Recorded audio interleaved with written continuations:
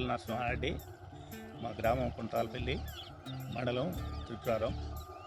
ఇక్కడ ఈ సంవత్సరం నేను షూటర్ అనే వెరైటీని 5.5 ఎకరాలు పెట్టిన నేను. ఇది రైతులకు మాత్రం సానుకూలమైన పంట ఇస్తుందని ఆలోచన. మీరు ఎట్లా ఎంపిక చేసుకోరండి ఈ గింజలు మరి? మన మిత్రులు ఇక్కడ జొన్నగడ్డ బలరామరెడ్డి, తర్వాత రామరెడ్డి వాళ్ళు తీసుకొని వాళ్ళు నాకు ఇన్ఫార్మ్ చేస్తే అప్పుడు వచ్చి నేను అడిగితే వాళ్ళ నల్గొండ పోయి తెచ్చిచ్చాడు అజయ్ కుమార్. ఎట్లా అనిపించింది మరి మీకు ఇది?